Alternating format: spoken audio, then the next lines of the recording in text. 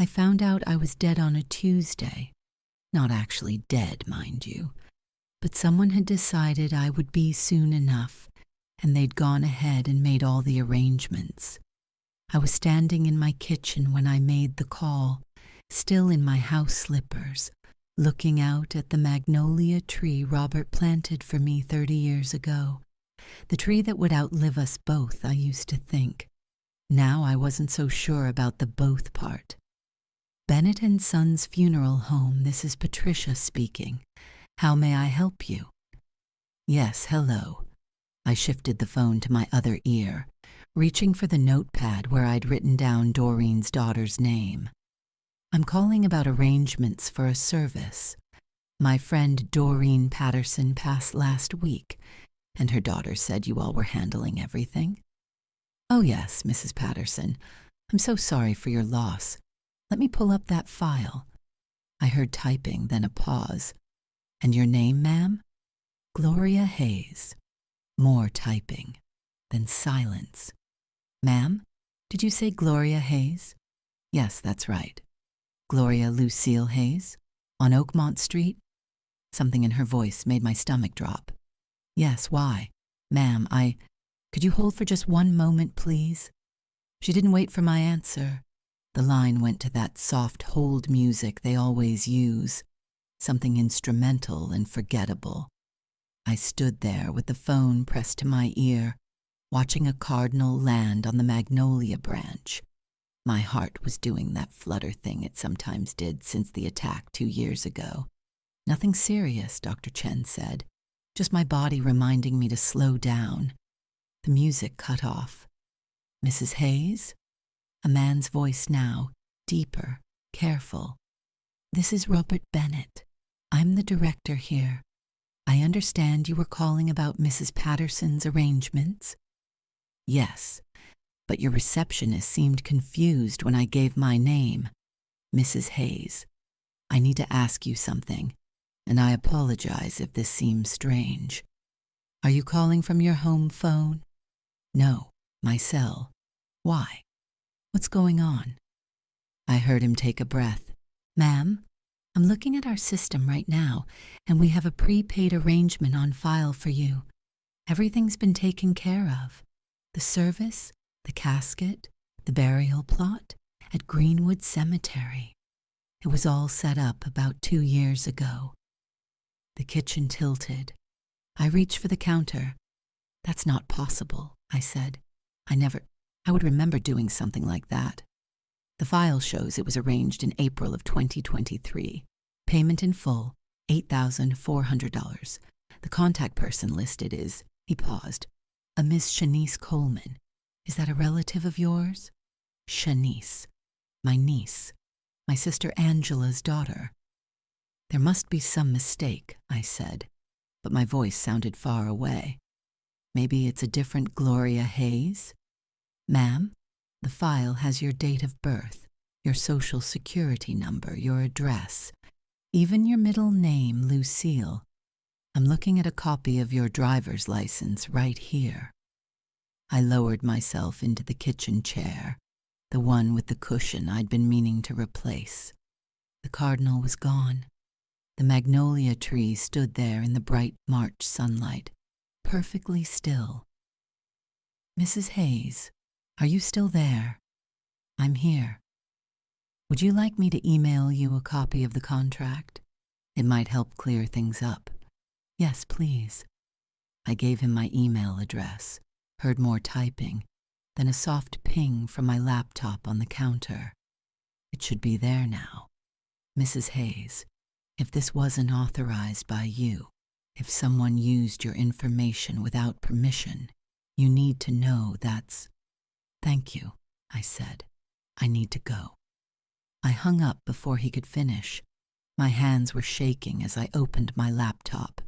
The email was there, the subject line reading, Funeral Pre-Arrangement Contract, Gloria L. Hayes.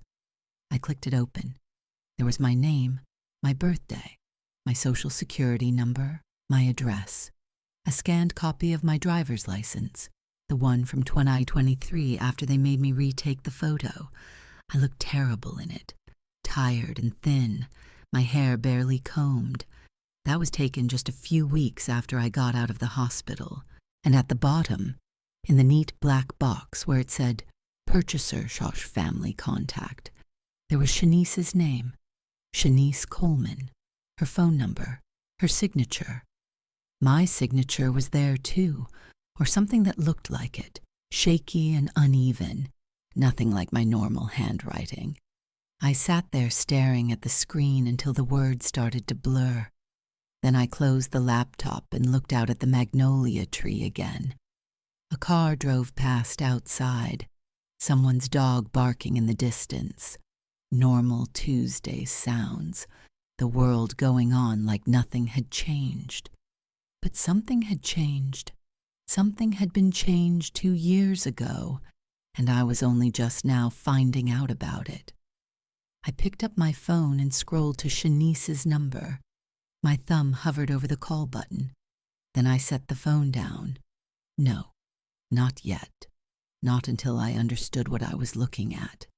I opened the laptop again and read through the entire contract. It was surprisingly detailed. The casket, mid-range cherry wood. The service would be at Bennett & Sons Chapel. The burial plot was in Greenwood Cemetery, Section D, Plot 247. There was even a line item for the obituary in the newspaper, prepaid. Everything was planned. Everything was ready. All that was missing was me, actually being dead. I thought about Shanice, how she'd been so helpful after the heart attack, how she'd driven me to doctor's appointments, picked up my prescriptions, helped me sort through the mail when everything felt overwhelming. She'd even spent a few nights here at the house, sleeping in the guest room, making sure I didn't fall or forget to take my pills. You scared us, Auntie, she'd said one night, sitting on the edge of my bed. When they called and said you were in the hospital, I just thought we were going to lose you. She'd cried. I remembered that clearly. Real tears, not the fake kind you can spot from a mile away. So maybe this was just her being prepared. Maybe she'd been so frightened by the heart attack that she wanted to make sure everything was taken care of, just in case. Maybe she'd mentioned it to me, and I'd been too foggy from the medication to remember. Dr. Chen had me on so many pills those first few months, my memory was full of holes. That had to be it. A misunderstanding. Shanice trying to help in her awkward, overstepping way. I closed the laptop and stood up, my knees creaking the way they did now. I was 62 years old. I'd had a heart attack. It wasn't crazy to think about funeral arrangements. Plenty of people did it, took the burden off their families. But $8,000. Where did that money come from? The thought hit me so suddenly, I had to sit back down. I opened my laptop again and logged into my bank account. It took me 3 tries to get the password right, my fingers clumsy on the keys. When the page finally loaded, I stared at the balance. It looked fine, normal, but that didn't mean anything. I needed to see the history. I clicked through to my checking account statements and started scrolling backward. March 2025, February 2025, January 2025. Everything looked normal. The usual bills, grocery stores, the hair salon. Then December, November, October. There, September 2024. A payment to Bennett & Sons Funeral Home, $700. I scrolled back further. August, another $700. July, June, May, all the way back to April 2023. Every single month, $700 withdrawn from my checking account and sent to Bennett & Sons. 24 months, 24 payments. That's how they'd gotten to $8,400. My vision went spotty. I put my head between my knees and breathed the way the nurse taught me after the heart attack. In through the nose, out through the mouth. In, out, in, out. I'd never authorized these payments. I would have noticed $700 leave in my account every month. I checked my statements, maybe not as carefully as I used to, but I would have seen this, unless I hadn't been the one checking them. I lifted my head slowly. The kitchen came back into focus, the magnolia tree, the dish towel hanging on the oven handle, the coffee mug I'd left in the sink this morning. After the heart attack, everything had been so chaotic. Shanice had helped me set up online banking because I'd always done everything in person before, walking into the branch on 5th Street and dealing with the tellers I'd known for years. But Shanice said it was easier this way. I could check everything from home. No need to drive when I was still recovering. She'd sat right here at this table and helped me create the login. She'd written down the password for me on a sticky note, told me to keep it somewhere safe. Had I changed that password since then? I couldn't remember. I looked at the screen again, at those monthly payments marching backward through time like soldiers. Had Shanice been logging into my account? Had she set up these automatic payments herself? No, that couldn't be right.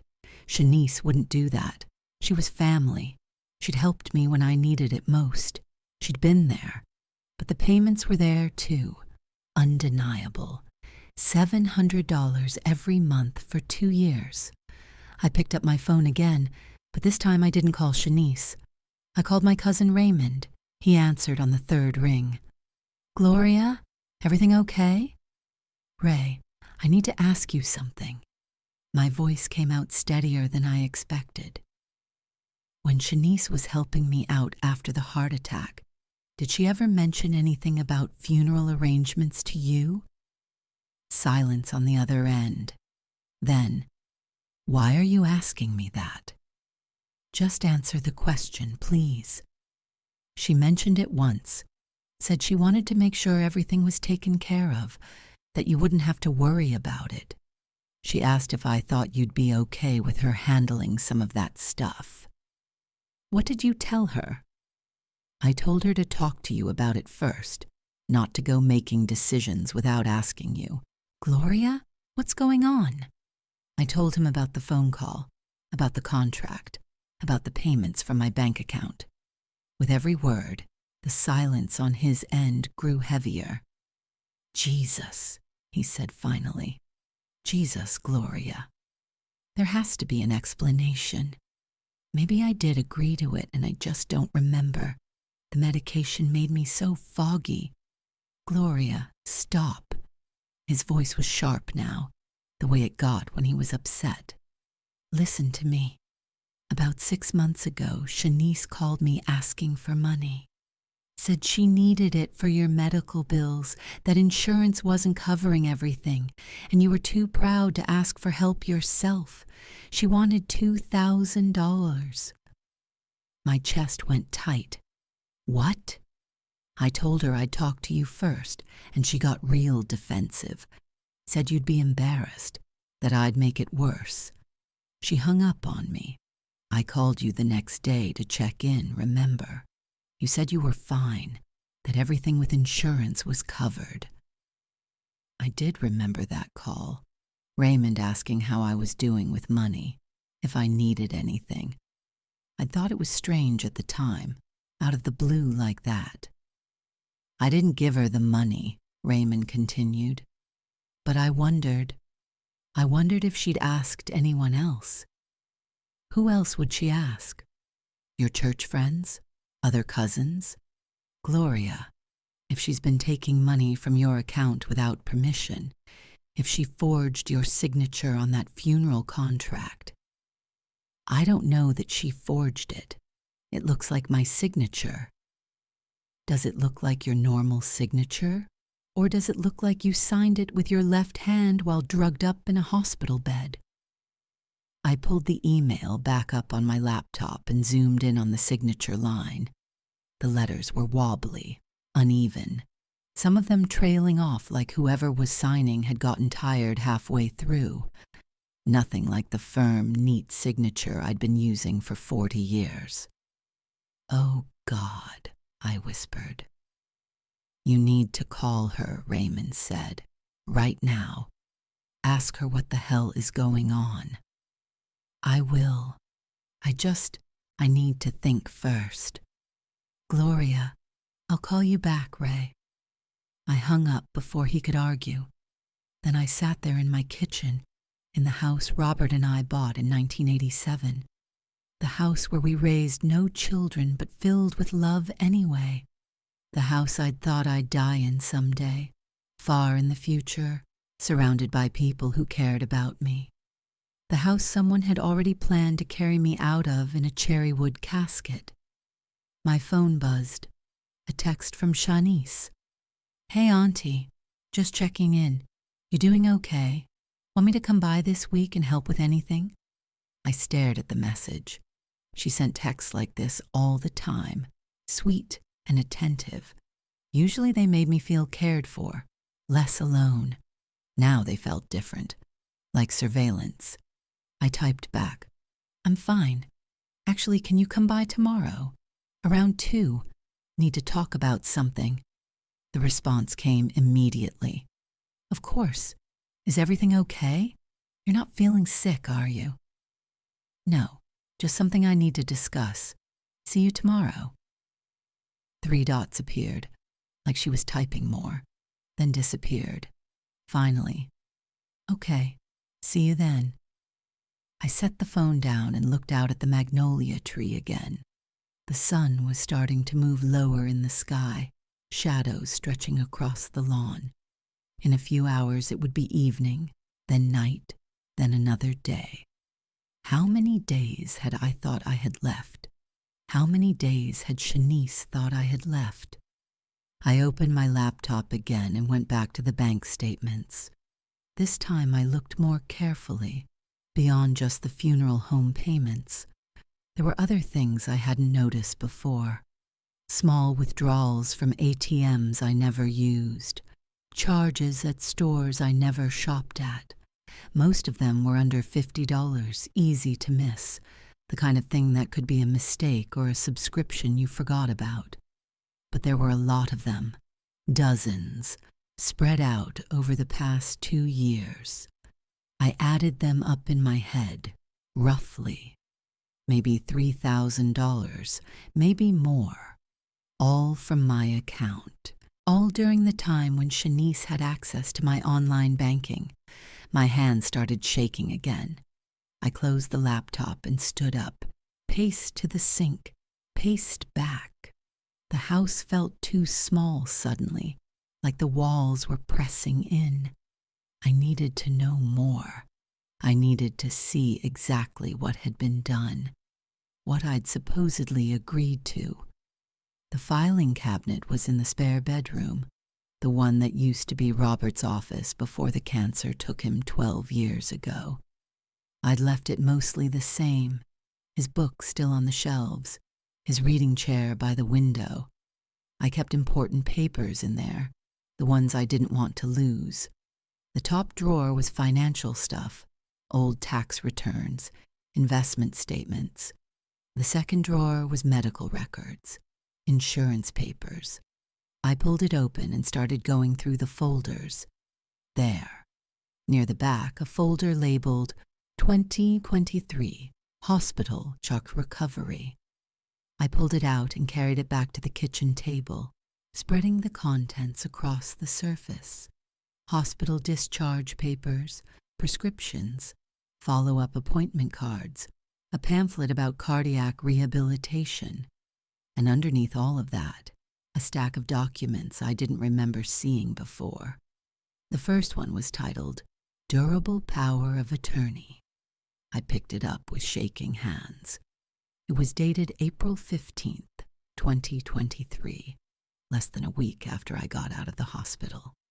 The document gave someone full authority to make financial and legal decisions on my behalf if I became incapacitated. That someone was Shanice Coleman.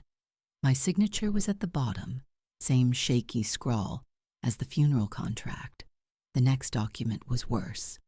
Last Will and Testament of Gloria Lucille Hayes.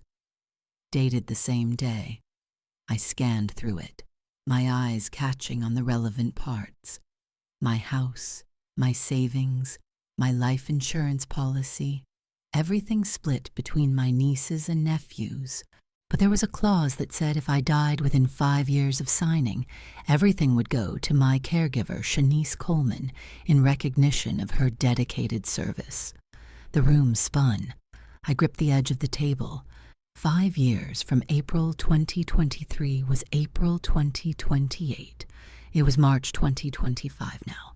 Shanice just needed me to hold on a little bit longer, and she'd get everything. Or not hold on, depending on how you looked at it.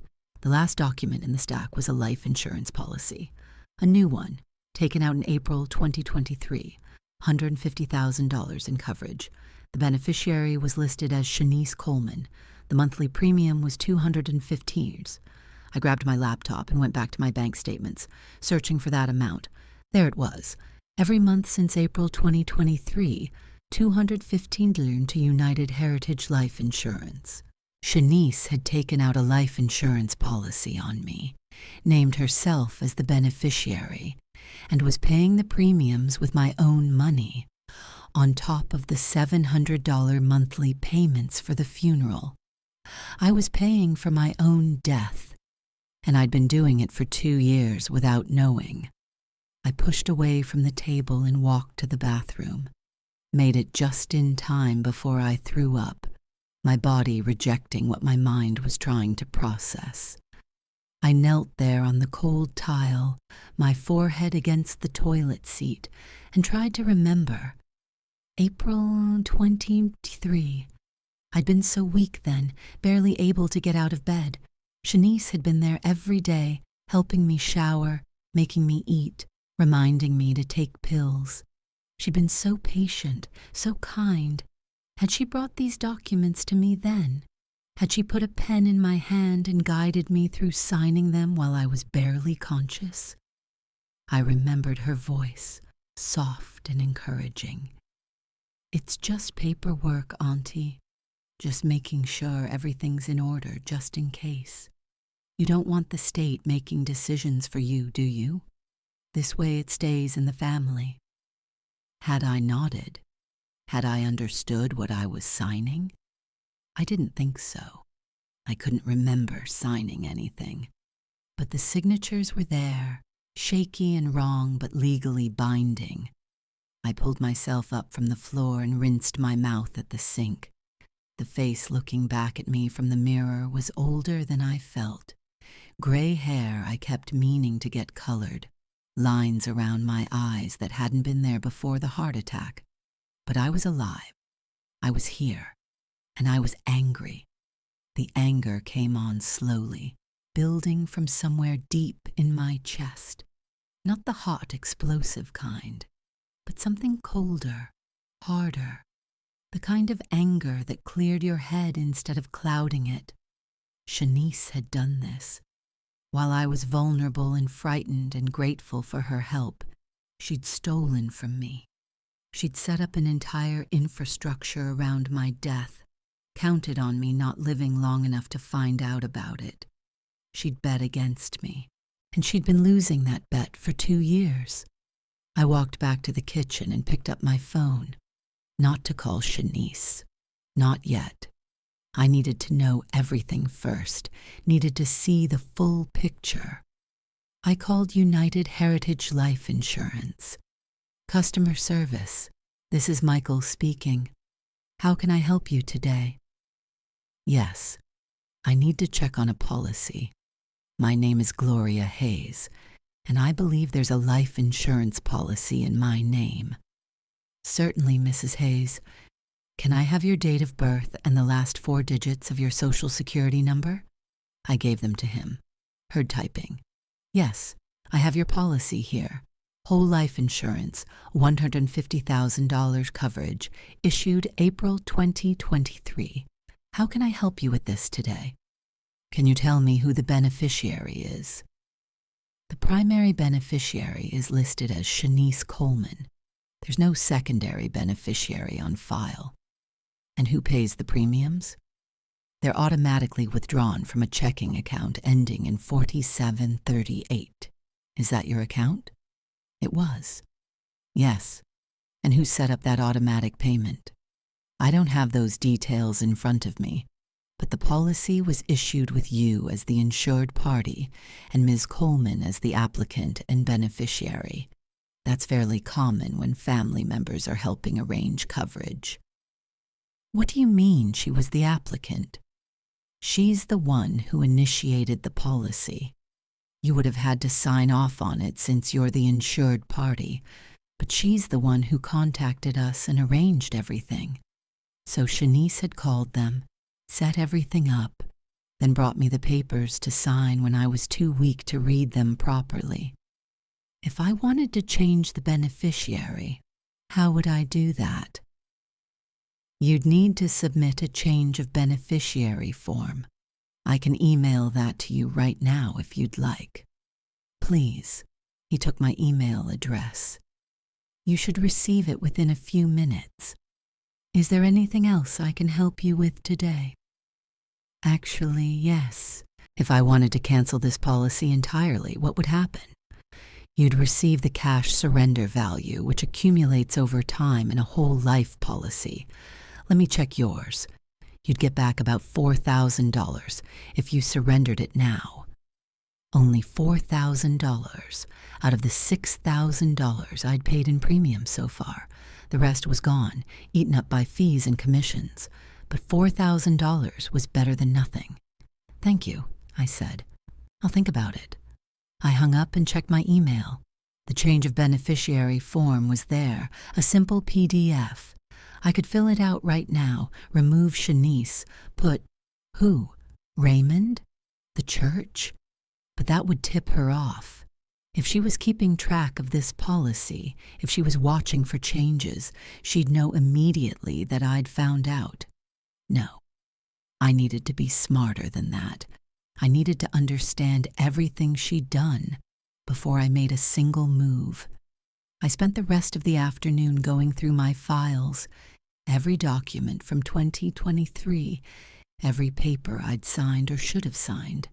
The picture got worse with each page I turned. The power of attorney gave Shanice authority over not just my finances, but my healthcare decisions. She could decide what treatment I received if I couldn't speak for myself. She could move me into a nursing home. She could literally pull the plug if it came to that. The will was structured to make her the primary beneficiary if I died within 5 years. But even after that, she'd still get a significant portion.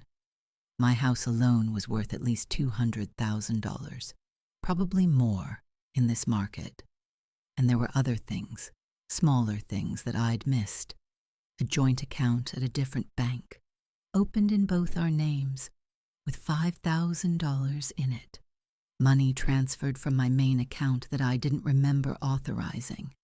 A credit card in my name that I'd never applied for, with a balance of $8,000. Shanice had been spending on that card.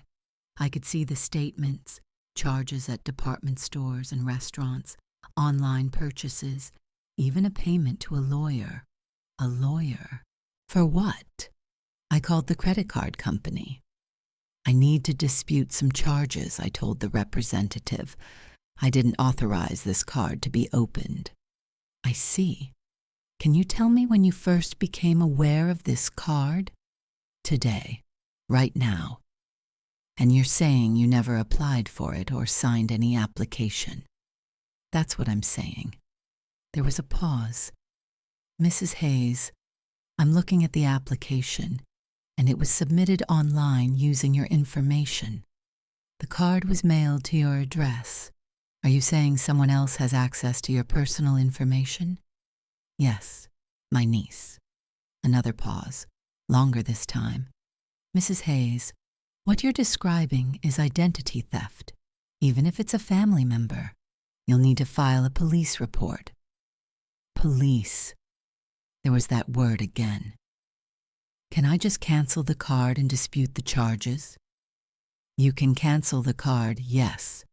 But to dispute the charges, especially all of them, we'll need documentation that this was fraud. Without a police report, The card company will likely hold you responsible for the debt. $8,000. I'd be responsible for $8,000 that Shanice spent. Let me think about it, I said. Can you just cancel the card for now? Of course. The card ending in 7834 is now canceled. You won't be able to make any new charges, but the existing balance remains. I hung up and sat back in my chair. The sun was setting now, gold light slanting through the kitchen window. The magnolia tree's shadow stretched across the lawn, long and dark. Police report. That's what everyone kept saying. File a police report, press charges, get the law involved. But Shanice was family. Angela's daughter. Angela, my baby's sister, gone now for 6 years, from the same kind of cancer that took Robert. Angela, who'd struggled her whole life, in and out of relationships, in and out of jobs, always needing help, always needing someone to catch her when she fell. I'd helped raise Shanice, in a way. Babysat her when Angela was working 2 jobs, bought her school clothes when Angela couldn't afford them, taught her to drive, went to her high school graduation, gave her money for community college that she never paid back. She was family. But family had stolen from me. Family had signed my name to documents, taken out credit cards in my name, planned my funeral, and counted down the days until I died so she could collect. I picked up my phone and looked at Shanice's text again. See you then, tomorrow at 2 p.m. We'd talk then. But first I needed to talk to someone else. I needed a lawyer. I searched online for elder law attorneys in the area. There were several, but one name caught my eye. Patricia Chen, Esquire. Same last name as my cardiologist. Probably a coincidence, but something about it felt right. Her website said she specialized in elder abuse cases, estate planning, and financial exploitation. Her office hours ended at 5 p.m., but there was an emergency contact number. I called it. Chen Law Group, this is Patricia Chen. Ms. Chen, my name is Gloria Hayes. I need help. My niece I think she's been stealing from me, taking money, forging documents, and I just found out today. I'm very sorry to hear that, Mrs. Hayes. Are you in immediate danger? No, nothing like that. But she's coming over tomorrow, and I don't know what to do. Don't meet with her. Not until we've talked. Can you come into my office first thing tomorrow morning? I have an opening at 9 a.m. Yes, I can do that. Good. Bring every document you can find. Bank statements, credit card statements, any legal papers, insurance policies, everything. And Mrs. Hayes, don't tell your niece you're meeting with me. Don't tell her you know anything. Not yet. Why not?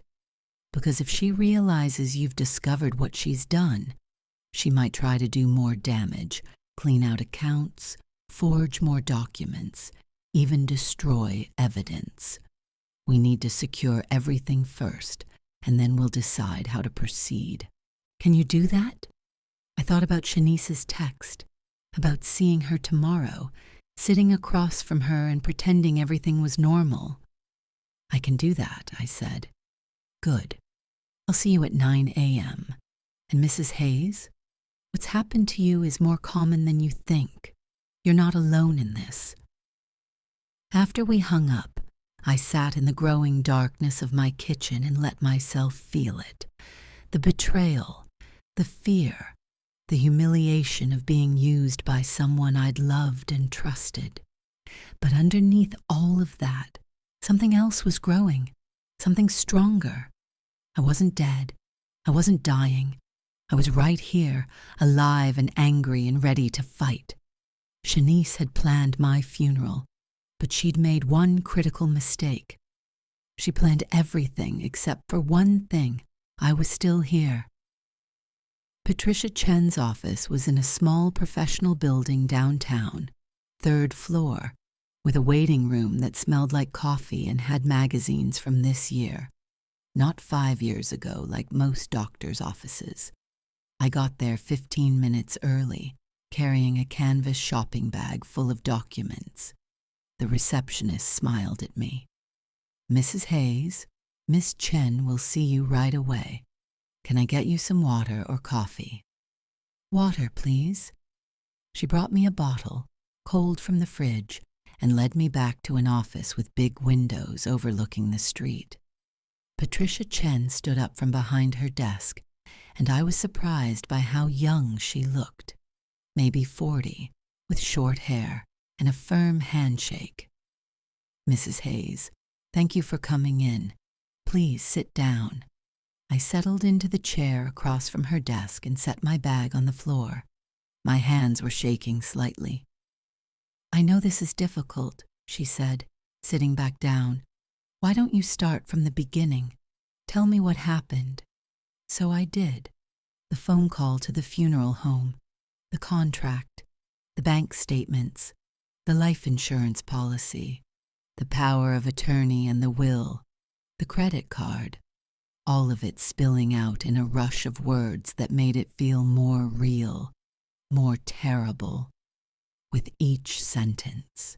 She listened without interrupting, taking notes on a yellow legal pad. When I finished, she set down her pen and looked at me directly. "Mrs. Hayes, what your niece did is called financial exploitation of an elderly person. It's a form of elder abuse. In some states, it's a criminal offense. I don't want to press charges. I just want it to stop. I understand, and we can handle this civilly if that's what you want. But you need to understand the full scope of what's happened here. Your niece used your period of vulnerability after a medical emergency to gain control over your finances and assets. She forged your signature or obtained it under duress. She opened accounts and took out insurance in your name. She's been systematically taking money from you for 2 years. Hearing it laid out like that made my stomach turn. So what do I do? First, we protect you. We're going to revoke that power of attorney immediately. We'll draft a new one naming someone you actually trust, or we can name a professional fiduciary if you don't have someone. We're going to write a new will. We're going to change the beneficiary on that life insurance policy, and you're going to decide whether you want to keep it or surrender it. We're going to close that joint bank account and that credit card. We're going to put fraud alerts on your credit report. We're going to change all your passwords and set up new bank accounts that she can't access. Can we do all of that legally? Absolutely. You're competent.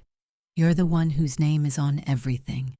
You have every right to revoke any document you signed, especially if you signed it under duress or without full understanding of what you were agreeing to. What about the money? The $8,400 for the funeral, the insurance premiums, the credit card charges. Patricia's expression hardened. We can try to recover some of it. The funeral home will likely refund the money once they understand the situation. The insurance premiums are trickier. You might only get the surrender value. The credit card debt, you'll probably have to eat some of that unless you're willing to file a police report and treat it as identity theft. And if I do, file a police report? Then your niece could be arrested. She could face criminal charges. You'd have a better chance of recovering the money, but you'd also have to testify against her, potentially see her go to jail. Is that something you want? I thought about Shanice as a little girl, maybe 7 or 8, sitting at my kitchen table doing homework while Angela worked the night shift at the hospital. I'd made her grilled cheese sandwiches and helped her with her math. She'd called me Auntie Gloria and hugged me so tight when I picked her up from school. That little girl had grown into someone who could look me in the eye and steal from me, who could plan my funeral while I was still breathing. I don't know, I said quietly. I don't know what I want. You don't have to decide that today. Let's start with protecting you and recovering what we can. The criminal question can wait. She pulled out a fresh legal pad and started writing. For the next 2 hours, we went through everything. She drafted a revocation of power of attorney. She outlined a new will that left my assets to the church and a scholarship fund in Robert's name. She printed out forms for changing the insurance beneficiary and called the bank to set up an appointment for me to close the old accounts and open new ones. What about the meeting with Shanice? I asked. She's supposed to come over at 2. Patricia looked up from her notes. Do you feel safe meeting with her? She's never been violent or anything like that. Physical safety isn't the only concern. She might try to manipulate you emotionally. She might cry or get angry or make you feel guilty. Are you prepared for that? Was I? I'd spent the entire night thinking about what I'd say to her, how I'd confront her. But now, sitting here in this office with the reality of it all laid out in legal terms, I wasn't sure. I think I need to face her, I said. I need to hear what she has to say. Patricia nodded slowly. If you're going to meet with her, I want you to follow some rules. First, don't meet alone. Have someone else there, someone who can be a witness and support you. Your cousin Raymond, maybe? I can call him. Second, don't let her leave with any documents or access to your house if you can help it. If she has keys, get them back. Third, record the conversation. Your phone probably has a voice memo app. Use it. Is that legal? In this state, yes. You only need one party's consent to record, and you're that party. And fourth, most importantly, don't let her make you doubt yourself. She's going to have excuses. She's going to say you agreed to all of this, that you were in favor of it, that she was just helping. Don't let her rewrite history. I nodded, trying to absorb everything. Do you have questions? Patricia asked. What happens after I confront her? After she knows that I know? That depends on how she reacts. Best case scenario, she apologizes, returns what she can, and leaves you alone. Worst case scenario, she gets aggressive, tries to do more damage, or refuses to cooperate. If that happens, we escalate. We send her a cease and desist letter. We file for a restraining order if necessary. We report her to Adult Protective Services, and if she still doesn't back down, then we consider criminal charges. I felt exhausted just thinking about it. This is going to tear the family apart. Mrs. Hayes, your niece already did that when she decided to exploit you. You're just defending yourself. She walked me through everything one more time, making sure I understood each step. Then she handed me a folder with copies of all the documents we'd prepared. File these today. The revocation of power of attorney needs to be sent certified mail to anyone who might have a copy. Your bank, your doctor's office, the hospital. I've prepared those letters. The new will needs to be signed in front of a notary, and I have one here in the office. The insurance beneficiary change. You can fax from here. Once all of that is done, you'll have taken back control. Thank you, I said, and I meant it. I felt like I could breathe for the first time since yesterday. Mrs. Hayes, I want you to know something. You're doing the right thing. I've seen cases like this more times than I can count, and the people who don't fight back, who let their family members get away with it because they're afraid of conflict. They end up with nothing. No money, no dignity, sometimes not even a safe place to live. You're choosing to protect yourself. That takes courage. I left her office with the folder clutched to my chest and spent the next few hours doing exactly what she'd told me to do. I went to the bank and met with the manager, a kind woman named Teresa, who'd known me for years. I need to close my accounts and open new ones, I told her, and I need to do it in a way that my niece can't access them. Teresa's smile faded. Is everything okay, Mrs. Hayes? I showed her the power of attorney documents, the bank statements with the unauthorized payments. Her expression went from concerned to angry. This happens more than you'd think, she said quietly. Family taking advantage. I'm so sorry. She set me up with new accounts, different account numbers, new debit cards. She helped me transfer my direct deposit information for my Social Security and Robert's pension. She put fraud alerts on everything. If anyone tries to access these accounts or claims to have authority, we'll call you immediately, she said. And Mrs. Hayes, keep those old accounts open for now, but move almost everything out. Leave just enough to cover any automatic payments you might have forgotten about. That way you can monitor if she tries to take more. I followed her advice, leaving $100 in the old checking account and moving everything else. It felt like building a fortress, one wall at a time. From the bank, I went to the post office and sent the certified letters Patricia had prepared. Then to a notary at the shipping store to sign the new will. Then home to fax the insurance beneficiary change. By the time I was done, it was past noon. I called Raymond. Can you come over? I asked. Around 1:30, before Shanice gets here? You want me there when you talk to her? I need you there. I'll be there, he said without hesitation. Gloria, are you okay? I'm better than I was yesterday. I'm doing something about it.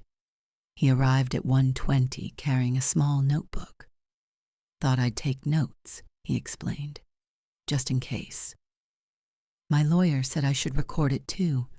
His eyebrows went up. You got a lawyer? This morning. Ray, it's worse than I thought. The life insurance, the will, the credit cards, all of it. She's been planning this for 2 years. He sat down heavily at the kitchen table, the same table where we'd had Sunday dinners as kids, where Angela used to sit and complain about her latest boyfriend, where Robert and I had played cards with friends who were mostly gone now. Angela would be so ashamed, he said quietly. Would she? Or did she do the same thing to someone else? Raymond looked at me sharply. What do you mean? The power of attorney, the will, the way Shanice knew exactly how to set everything up. She learned it from somewhere, and Angela was always asking people for money, always having financial problems, always. Their mother, Raymond said suddenly, Aunt Louise. Before she died, Angela was taking care of her. Remember how Angela said Louise left her some money? But Louise didn't have any money. We all knew that. Jesus. It runs in the family, Raymond said bitterly, taking from the people who are supposed to trust you. We sat there in silence until we heard a car door slam outside. Through the window, I watched Shanice get out of her Honda, checking her phone before walking up to the door. She knocked, then used her key to let herself in. Auntie, it's me. I glanced at Raymond, took a deep breath, and pulled out my phone, opened the voice memo app and hit record, setting it on the table face down. In the kitchen, I called. Shanice came in smiling, carrying a bag from the grocery store. I brought you some of those cookies you like, the ones with the... She stopped when she saw Raymond. Oh, hey, Ray. I didn't know you'd be here. Shanice. His voice was cold. She looked between us, her smile faltering. Is everything okay? Auntie, you said you needed to talk about something? Sit down, I said. She set the bag on the counter and pulled out a chair, her movements careful now, watchful. You're scaring me. What's going on? Yesterday I called Bennett and Son's funeral home, I said. I was asking about arrangements for my friend Doreen. Shanice's face went very still. They told me something interesting. They told me that my funeral arrangements have already been made, already paid for, everything planned out, the casket, the service, the burial plot, all taken care of. Auntie, don't. My voice came out harder than I expected. Don't interrupt me. I'm not finished. She closed her mouth. So I asked them when this was arranged, and they said April 2023, right after I got out of the hospital. They said you arranged it, Shanice. You paid for it. Or rather, you paid for it with my money. $700 a month for 24 months. Taken right out of my checking account. You knew about that, she said quickly. We talked about it. You said you wanted to make sure everything was taken care of, that you didn't want to be a burden. I never said that. I don't remember any conversation about funeral arrangements. You were on medication. You don't remember a lot of things from back then. You're right. I don't remember a lot of things. So I spent some time yesterday trying to remember. And when I couldn't, I started looking through documents instead. Bank statements, legal papers. You know what I found? Shanice didn't answer. Her hands were folded on the table, knuckles white. I found a power of attorney giving you complete control over my finances and healthcare decisions. I found a will that leaves everything to you if I die within 5 years. I found a life insurance policy for $150,000, with you as the beneficiary, premiums paid out of my account. I found a credit card in my name that I never applied for, with $8,000 in charges. I found a joint bank account with $5,000 in it that I don't remember opening. I can explain. I'm not finished. I looked at her directly, this woman I'd helped raise, who I'd loved like a daughter. You stole from me, Shanice. While I was weak and scared and grateful for your help, you stole from me. You forged my signature or got me to sign things I didn't understand. You've been taking money from my accounts for 2 years. You planned my funeral and bought insurance on my life and set up your entire financial future around me dying. That's not what happened. Her voice was rising now, defensive. I was trying to help you. You were a mess after the heart attack. You couldn't take care of yourself. Somebody had to do something. So you decided to do what? Take over my life? Spend my money? Plan for my death? I wasn't planning for your death. She stood up abruptly, the chair scraping against the floor. I was preparing for the possibility. You almost died, Auntie. Your heart stopped in that ambulance. The doctor said you might not make it. I had to think about what would happen, how we'd pay for things, how we'd take care of everything. I was trying to protect you. By naming yourself beneficiary on a life insurance policy, by writing a will that gives you everything, someone had to be the beneficiary. Someone had to inherit. You don't have kids, Auntie. Who else was it going to be? Anyone. Anyone else. The church, a charity, Raymond. Anyone but the person who was paying the premiums with my own money. Raymond spoke up for the first time. She called me 6 months ago asking for $2,000, said it was for Gloria's medical bills. Was that true, Gloria? No, I said. Insurance covered everything. Shanice turned on him. Stay out of this. This is between me and her. It became my business when you tried to scam money out of me, too. I wasn't scamming anyone. I needed help. My hours got cut at work. My car needed repairs. I have kids to feed. So you took money from someone who almost died? I kept my voice level, but inside I was shaking. Someone who trusted you? You weren't using it. You just sit in this big house all by yourself with money in the bank and nobody to spend it on. I thought it wouldn't matter. I thought you'd be gone soon anyway, and at least this way the money would go to family, to someone who needed it. The room went silent. Outside, a dog barked. A car drove past. You thought I'd be gone soon, I repeated. Shanice seemed to realize what she'd said. Her face crumpled. I didn't mean it like that. I just meant you weren't healthy. The doctor said you needed to make changes, lose weight, manage your stress. You weren't doing any of that. You were just sitting here alone, eating whatever, not exercising. I thought, you thought what? That I was dying? That it was just a matter of time? Yes, her voice broke. Yes, I thought that. And I'm sorry. But I had to think about my future too, about my kids' futures. We're struggling, Auntie. I'm drowning. I work 2 jobs and I can barely pay rent. My ex doesn't send child support. I'm 38 years old and I have nothing.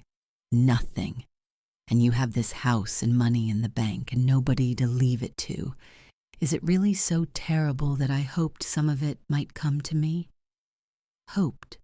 No, I said quietly. Hoped would be fine.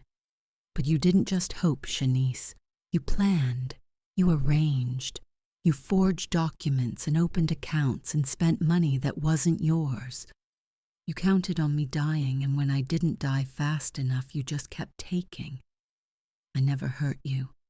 I never did anything to make you sick. I just made sure I'd be taken care of when the inevitable happened. Except it's not inevitable. I'm not dying. I'm alive. I'm right here. And you've been stealing from me. She sat back down, and now she was crying, real tears streaming down her face. I'm sorry. I'm so sorry. I was scared and desperate and I made bad choices. But I love you, Auntie. I do love you. I would never what? Never lift a finger to help me. Is that the bar we're setting? You won't lay a hand on me, but you'll rob me blind. Please. She reached across the table for my hand, but I pulled back. Please, Auntie. I'll fix it. I'll pay you back. I'll give back everything. Just don't cut me off. Don't take away my kids' only family besides me. They love you. I love you. I looked at her tear-stained face, and for a moment I felt it, the pull to comfort her, to say it was okay, to let it go.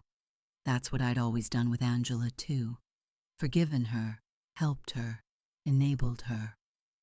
I've already revoked the power of attorney, I said. I've changed my will.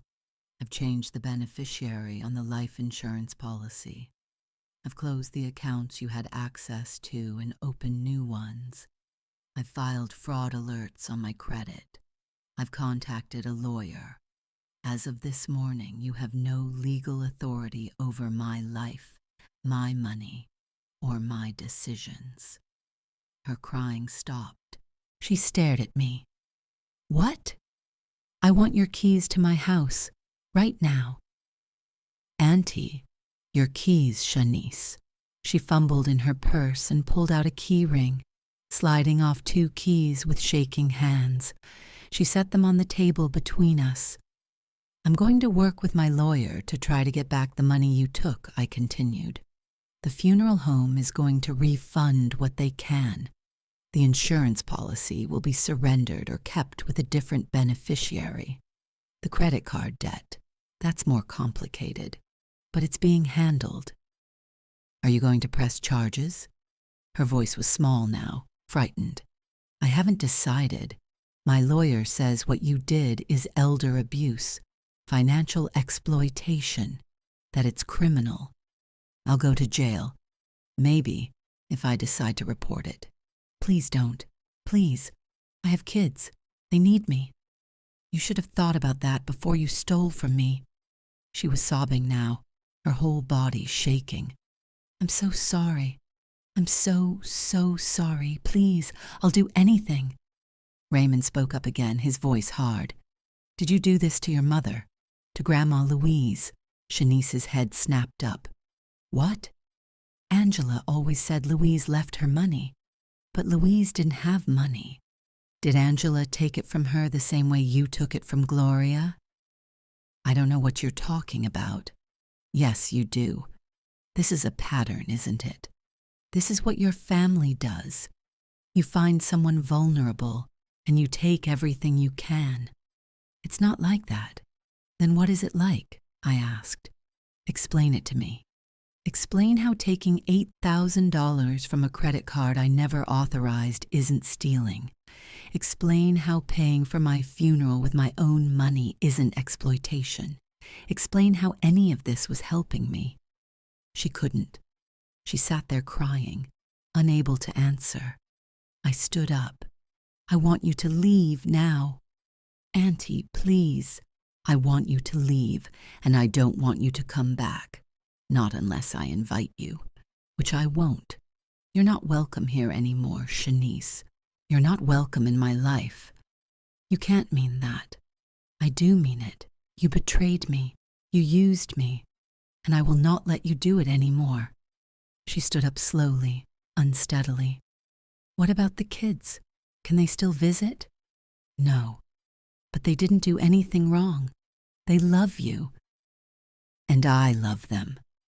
But they're your children, and you've made it impossible for me to have a relationship with you. So no more visits. You're really going to cut off your whole family over this? You're not my whole family. Raymond's my family. My church friends are my family. Family is people who care about you, who want you to live, who don't count down the days until they can collect on your death. She flinched like I'd hit her. Then she grabbed her purse and walked to the door. At the threshold, she turned back. I really am sorry, she said, for what it's worth. It's not worth much, I said. She left. The door closed behind her. I heard her car start, heard her drive away. Then I sat back down at the kitchen table and started shaking.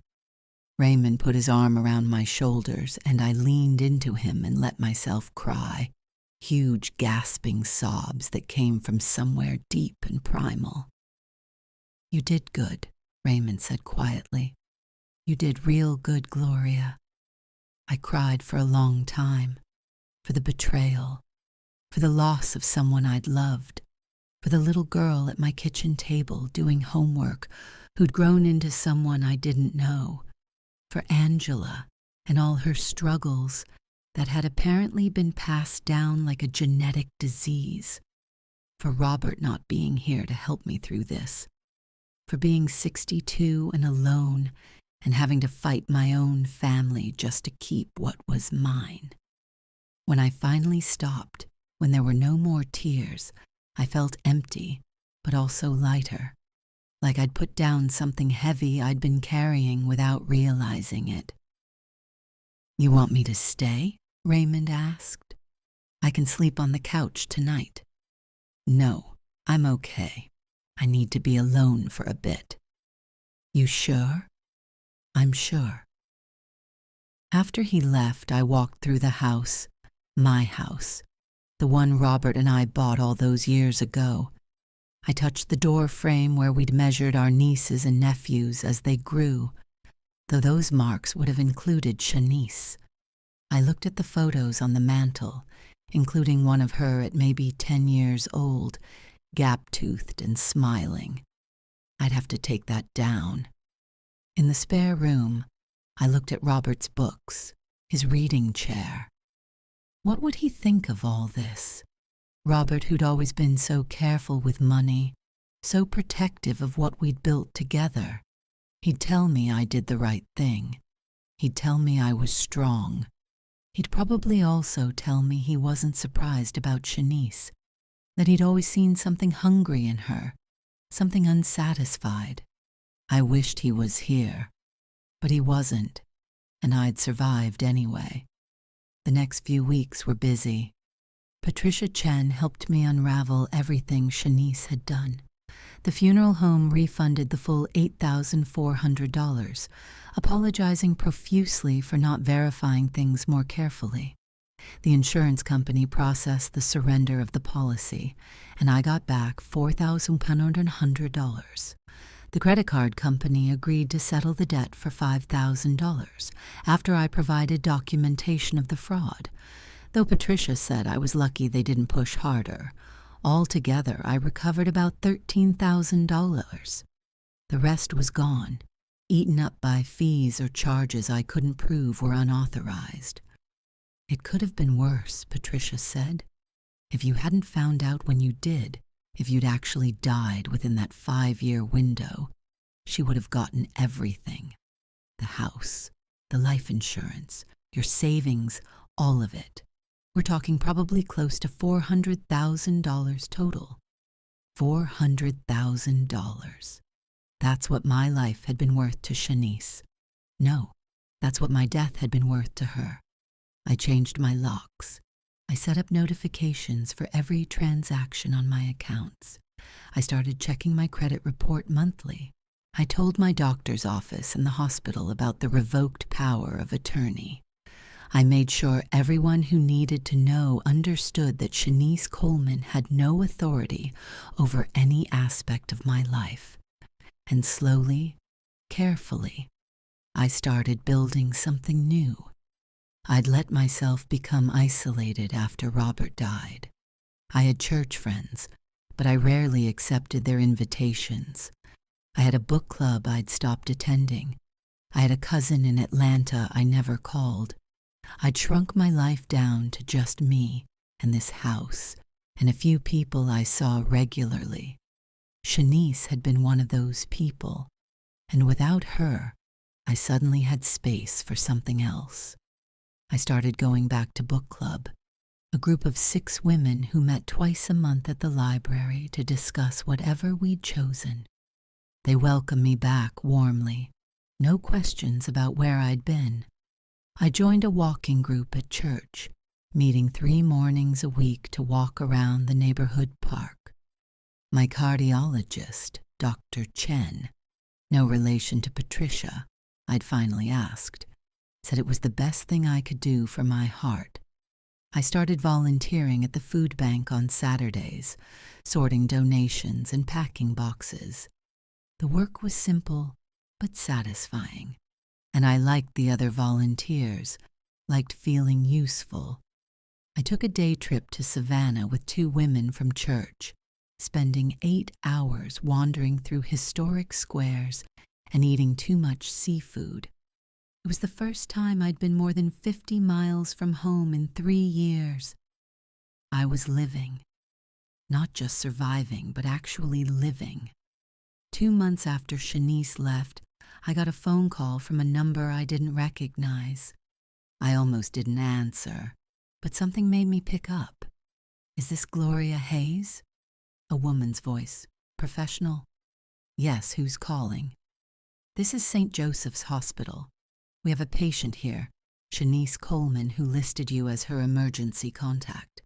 She's been admitted and I'm not her emergency contact, I said calmly. Not anymore. Oh, I see. Do you know who we should contact instead? Try her ex-husband or her employer. I can't help you. But I can't help you, I repeated. I'm sorry. I hung up. My hand hovered over the phone for a long moment. Part of me wanted to call back, to ask what happened, if she was okay, if the kids were being taken care of. Part of me still felt responsible, still felt that pull of obligation. But I didn't call back. Whatever was happening with Shanice, it wasn't my problem anymore. I'd spent 62 years taking care of other people, putting their needs before mine, helping even when it hurt me. Angela, Shanice, cousins who needed money, friends who needed favors, always saying yes, always being available. I was done with that. I was choosing myself now, my health, my peace, my safety. And that meant letting Shanice face whatever consequences came from her own choices. I never did find out what she was in the hospital for. She didn't call me, and I didn't ask around. Raymond heard through the family grapevine that she'd moved, gone to live with her ex-husband's mother in another state. The kids were okay. That's all I needed to know. 6 months after everything came out, I went back to Dr. Chen for my regular checkup. She took my blood pressure, listened to my heart, ordered the usual tests. "You know what, Gloria?" she said, looking at my chart. "Your numbers are better than they've been in 3 years. Blood pressure is down. Cholesterol is improved. You're walking regularly. You've lost some weight. Whatever you're doing, keep doing it." "I cut some stress out of my life," I said.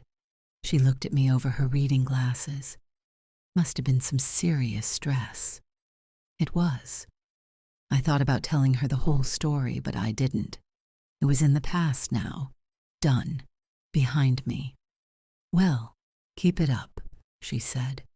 "Your heart is stronger now than it was right after the attack. You're doing great." Stronger. My heart was stronger. I thought about that on the drive home, about how being alone had made me stronger, not weaker, about how protecting myself had been the right choice, even though it hurt, even though I'd lost someone I loved. That night, I sat in Robert's reading chair and looked through the folder Patricia had given me that first day. All the documents proving what Shanice had done. I'd kept them, thinking I might need them, thinking I might eventually decide to press charges. But looking at them now, I realized I didn't want to carry this anymore. The anger, the betrayal, the hurt. I'd felt it all, processed it all, learned from it all. Now I just wanted to let it go. I wasn't going to press charges. Shanice was gone from my life, and that was enough. She'd have to live with what she'd done, and I'd have to live with what she'd taken from me. But I'd survive. I was surviving. I put the folder in the back of the filing cabinet, behind all the other old papers I kept but never looked at. Maybe someday I'd throw it away, but not yet. Instead, I pulled out a fresh notebook and started making a list.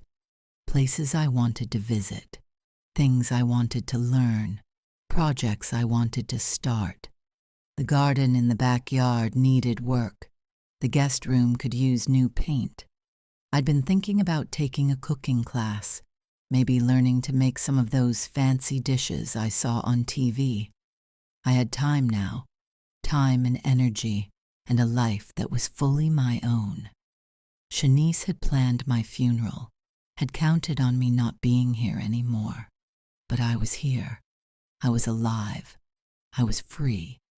And my funeral, whenever it eventually came, would be on my terms. People who actually loved me would be there. People who'd wanted me to live, not waited for me to die. I looked out the window at the magnolia tree, its branches moving gently in the evening breeze. Robert's tree. Our tree. Still here, still growing, still reaching toward the sky, just like me.